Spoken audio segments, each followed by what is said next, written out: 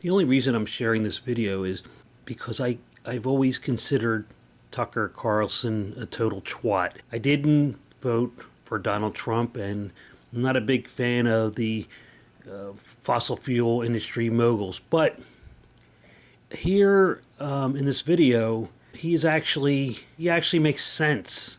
I never thought there'd be a day I would think that or say that, but he does. And I'm not going to elaborate on his points of view because he'll do them a lot better than I could. There's no point in interpreting translating what he's saying.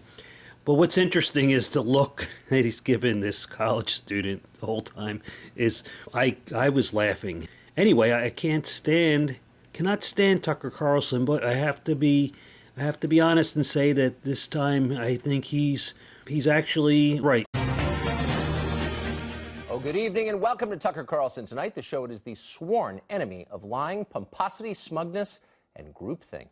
Students at American University, a $62,000 per year college in Northwest Washington, D.C., are demanding that one of the school's trustees be dismissed from his post for taking a meeting with Donald Trump. His name is Gary Cohn. He's the president of Goldman Sachs in New York, and reportedly he's being considered for energy secretary in a Trump administration. Cohn sits on American University's Finance and Investment Committee. One of the students leading the Dump Trump, Fire Cohn campaign is Gray Leonard. He's a senior at AU, and he joins us now. Gray, thanks a lot for coming on. Hey, Tucker, thanks for having me. So what is your complaint with Mr. Cohn? Right, so historically we've had many grievances with Gary Cohn. So he's one of the board members who, is the reason why we have $62,000 per year in tuition, And so the Board of Trustees, without any kind of democratic student input, every 2 years decides on tuition increases. Right. And so historically we've had student movements to try and get a tuition freeze at the very least. And so tuition will stop rising. But the Board of Trustees has met every single movement with disdain. Right. They don't listen to the students. And so this is one in a long line of events that Well, let me just say, I'm with you. About. I just want to raise my voice in agreement with you. Schools are too expensive. You don't get your money's worth. But they're all that price, basically. I mean, all schools, all private universities are in that same range. And Gary Cohn's giving money to the school, which in effect subsidizes tuitions rather than raise them. I mean, he is a trustee. He gives a lot of money to the school by definition. Your complaint in this case seems to be that he met with Donald Trump. And I wonder if that's a crime, and should it be? No, I mean, it's not a crime to meet with somebody, obviously. But I think it is evident of a conflict of interest, perhaps not legally a conflict of interest, but it signifies that the same order that has caused students to go into lifelong debt is now, slowly meeting with Trump, and it's going to continue to raise tuition, and it's an unsustainable model for the university. Okay. I mean, again, I agree with what you're saying, but on the one hand, but on the other, I mean, tuitions have risen through 8 years of the Obama administration.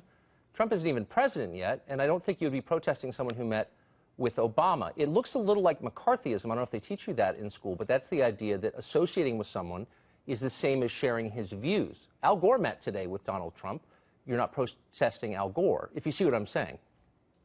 Yeah, I see what you're saying, but I think you're simplifying it a bit too much. One, historically, Gary Cohn has been a very strong factor in the Board of Trustees not listening to students, not only in tuition, but in many other factors as well, such as sexual assault on campus. And so the Board of Trustees doesn't take action that helps students, in part because of Gary Cohn, but also because of factors in the way that the university is set up as a whole, the whole bureaucratic system of the university, not just specific to American University, but no, it's not. And again, I'm not here to defend Gary Cohn, whom I don't know, or Goldman Sachs, or the American University Board, which I'm sure is as bad as you say it is. But I'm looking now at the statement that you put out on Facebook, which is dump Trump, fire Cohn. And of course, you can't fire Cohn because he's not paid. He's paying for the job, right? Yeah. But you accuse him of collaborating with the fossil fuel business, and I'm quoting, and other oppressive industries. And then you say he's beholden to big oil. So it suggests that anybody with any connection to fossil fuels is committing a sin. That's basically what you're saying in the statement. And I'm wondering, aren't we all? I mean, didn't you take a car to the studio tonight? Isn't that a high moral standard for you as a student to be setting for others?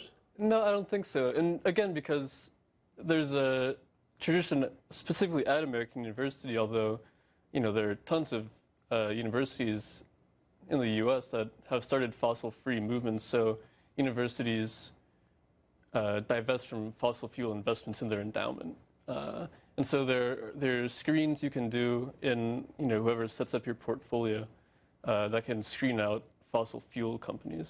Right, but you would do that because you think it's... At American University, there's been a movement for the past 3 years, 4 years, to do that. And again, it's been met with complete disdain, even though a large amount of students support it. Well, I can identify with the disdain, though, coming from any citizen who flies on a plane, who uses a gas range, who drives in any kind of motor vehicle that's not a Tesla. If it is a moral crime to participate in fossil fuels at any level, again, aren't you a hypocrite? I mean, and don't you personally? No, I'm not attacking you. I'm merely saying if you're setting the standard to that height, can you pass the test? I don't think you can. No, it's reaching a bit far, Tucker. Really? To live by your own standards? That's an impossible dream for you? We're talking about a structural issue. And so, because I have a plastic bottle of water right next to me doesn't mean I'm suddenly equal in terms of, guilt compared to fossil fuel companies. So here's the point I guess I want you to ponder, though, Gray. Structural issues need to be met with structural demands, and that's exactly what we're doing. Because they don't demand anything of us. We can be upset about something we call a structural inequality without actually making personal changes. We can feel holy. We can consider them sinful. But here's my question to you.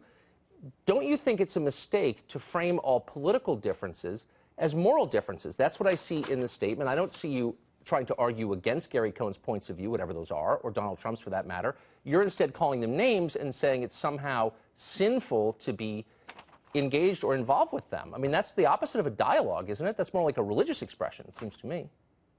No, I think you have to maybe figure out the reasons why people are protesting Gary Cohn, but also other people who are close with Trump or being considered by Trump a bit more broadly than a Facebook description of an event.